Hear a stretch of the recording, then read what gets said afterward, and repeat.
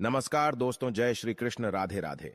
दोस्तों, रक्षाबंधन पर 700 साल बाद महासंयोग, 4 राशि के लोग बन जाएंगे, करोड़पति भाग्य में होगा बड्ढा परिवर्तन। ओम नमः शिवाय। नमस्कार, आपका स्वागत है। दोस्तों, हर साल श्रावण महीने के पूर्णिमा के दिन रक्षाबंधन का त्योहार मनाया जाता है। रक्षाबंधन को राखी पूर्णिमा भी कहा जाता है। इस दिन बहन अपने भाई की कलाई में राखी बांधती है और उसकी लंबी उम्र की कामना करती है। इस वर्ष भद्रा का साया होने के कारण रक्षाबंधन 30 और 31 अगस्त दोनों दिन मनाया जाएगा। 30 अगस्त को दिन भर भद्रा का साया रहेगा, इसीलिए 30 अगस्त को रात्रि 9 बजे के बाद रक्षाबंधन मनाया जाएगा। 31 अगस्त को सुबह सूर्योदय के बाद रक्षाबंधन का पर्व मनाया जाएगा। ज्योतिष शास्त्र के अनुसार इस वर्ष रक्षाबंधन पर ग्रह और नक्षत्रों की ऐसी स्थिति करीब 700 साल बाद बन रही है। श्रावण पूर्णिमा पर बनने वाली ग्रहों की चाल 4 राशियों के लिए बहुत ही शुभ परिणाम देने वाली है। तो दोस्तों, चलते हैं और सुनते हैं गुरुजी से कि वो क्या कहते हैं इसके बारे में। हेलो दोस्तों, मेरा नाम है मिस्टर नकुल राज। आप सभी को एक बार फिर से स्वागत है दोस्तों, इसीलिए वीडियो को अंत तक जरूर देखें। दोस्तों, स्वागत है आपका जीत साधना पर। आगे बढ़ने से पहले वीडियो को लाइक और चैनल को सब्सक्राइब जरूर कर दें, जिससे कि श्री अनिरुद्धाचार्य जी की कृपा आप पर सदैव बनी रहे। चलिए एक वीडियो में आगे बढ़ते हैं। दोस्तों, अक्सर हम रक्षाबंधन वाले दिन बहुत उत्साही होते हैं। राखी बंधवाने के लिए अपनी बहन का इंतजार करते हैं कि कब हमारी बहन हमारी कलाई पर राखी बांधेंगी। किंतु उस त्योहार के पश्चात हम बंधे हुए उस रक्षा सूत्र पर ध्यान ही नहीं देते। कई लोग तो उसी दिन राखी को उतारकर कहीं रख देते हैं या कहीं फेंक देते हैं। इन सब के बारे में श्री अनिरुद्धाचार्य जी का कहना है कि ऐसा करना न सिर्फ आपके लिए बल्कि आपकी बहन के जीवन पर भी दुष्प्रभाव डाल सकता है। गुरुजी ने इस तरह राखी को काट देना और कहीं भी फेंक देने को रक्षा सूत्र का अपमान बताया है। इसलिए उन्होंने अपने भक्तों को किस तरह राखी को काटना चाहिए, किस जगह पर उसे नहीं रखना चाहिए और खंडित राखी का क्या करे, ये सारे उपाय बताए हैं। सबसे पहले जानते हैं कि राखी को कितने दिनों बाद उतारना चाहिए। दोस्तों, गुरुजी कहते हैं कि जिस दिन बहन आपकी कलाई पर रक्षा सूत्र बांधती है, यानी रक्षाबंधन के दिन पर, उस दिन राखी को कभी भी उतारकर नहीं फेंकना चाहिए। जैसे हम राखी बांधने के लिए शुभ मुहूर्त का और शुभ दिन का चुनाव करते हैं, ठीक उसी तरह रक्षा सूत्र को उतारने के लिए भी आपको सही दिन का चुनाव करना आवश्यक होता है। इसलिए यदि रक्षाबंधन वाले दिन आपकी राखी खुल भी जाती है तो आप या तो अपनी बहन से फिर से बंधवा लें, अन्यथा घर में किसी और से फिर से गांठ लगवा लें, किंतु उसे उतार कर ना रखें। उस दिन रक्षा सूत्र को अपनी कलाई पर बने रहने दें। वैसे गुरुजी कहते हैं कि जब तक राखी खुद ना कलाई से उतरने लगे तब तक उसे नहीं उतारनी चाहिए। किंतु यदि आपको रक्षा सूत्र को उतारना ही है तो रक्षाबंधन के दूसरे दिन स्नान के पश्चात मंदिर में ईश्वर के सामने इस राखी को उतार दें, और यदि आवश्यक ना हो तो राखी को कम से कम 5 दिनों तक या जब तक राखी खुद खुल नहीं जाती तब तक बांधे रहे।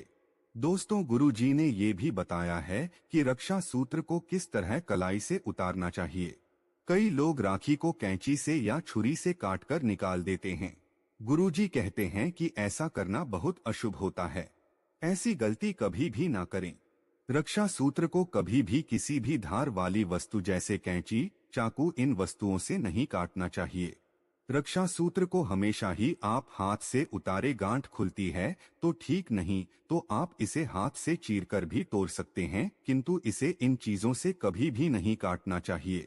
इससे आप शगुन माना जाता है। रक्षा सूत्र भाई बहन के प्यार का विश्वास था और आपसी भाव का प्रतीक माना जाता है। कैंची, चाकू, धार वाली चीजें राहु का प्रतीक होती है, तो रक्षा सूत्र को इन चीजों से काटने से आप पर राहु का प्रभाव पड़ सकता है और राहुल भाई बहन के आपसी स्नेह और भाव को प्लेस में परिवर्तित करने की क्षमता रखता है। इसीलिए गुरुजी कहते हैं कि ऐसी गलती भूल से भी ना करें।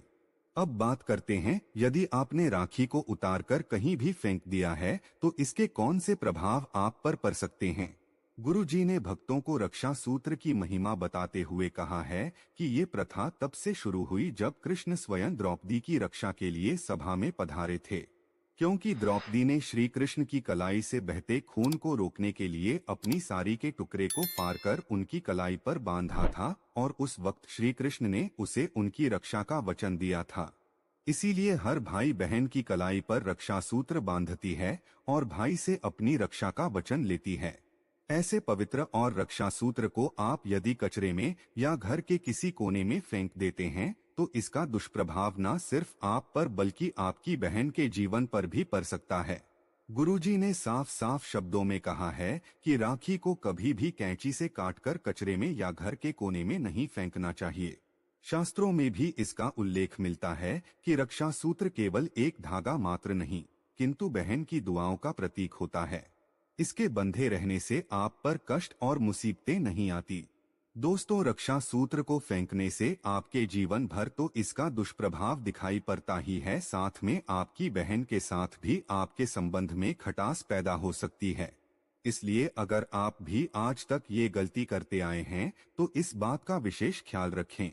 रक्षा सूत्र को उतारने के बाद आखिर इसे कहाँ रखना चाहिए जिससे इसका दुष्प्रभाव भी भाई बहन के रिश्ते पर ना पड़े। इसका सबसे सरल और असरदार उपाय गुरुजी ने अपने भक्तों को करने से कहा है। गुरुजी कहते हैं कि रक्षा सूत्र को उतारने के बाद इसे आप जहां गायों को बांधा जाता है या जहां गौशाला है वहां अगर कोई की लगी हुई है या खूंटा बना हुआ है तो वहां रक्षा सूत्र को बांधना चाहिए। गौमाता में 33 कोटि देवी देवताओं का वास होता है। गौशाला की जमीन गौमूत्र से पवित्र होती है। इससे पवित्र जगह आपको संसार में कहीं नहीं मिल सकती। गौशाला में रक्षा सूत्र बांधकर आप अपनी रक्षा का भार गौमाता को सौंप देते हैं। इसलिए उसके बाद आपका कोई बाल भी बांका नहीं कर सकता। गुरुजी कहते हैं कि श्री कृष्ण स्वयं गौ माता के दीवाने हैं।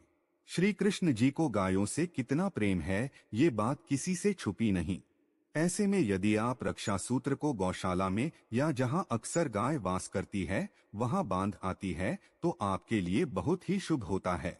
इससे रक्षा सूत्र का अपमान भी नहीं होता। गुरु जी ने एक और उपाय भी बताया है। यदि आपके आसपास गौशाला नहीं है तो आप वो रक्षा सूत्र को पीपल के पेड़ की जड़ों में भी डाल सकते हैं।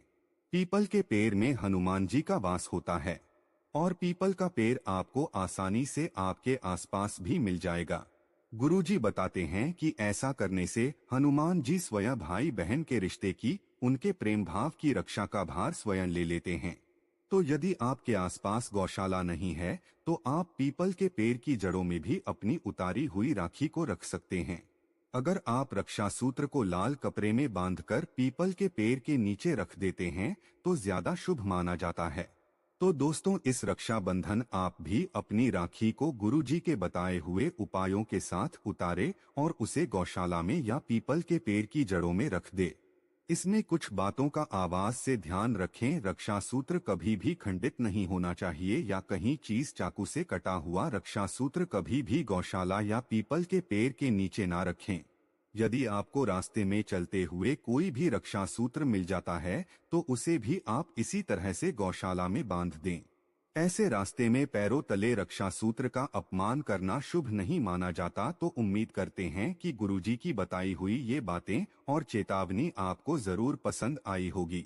अगर आपको ये वीडियो अच्छी लगी हो तो चैनल को सब्सक्राइब करके वीडियो को लाइक और कमेंट बॉक्स में जय श्री राम जय श्री कृष्णा जरूर लिखें और इसे ज्यादा से ज्यादा शेयर करके बाकी लोगों तक भी पहुंचाएं। तो मिलते हैं अगली वीडियो में, तब तक आप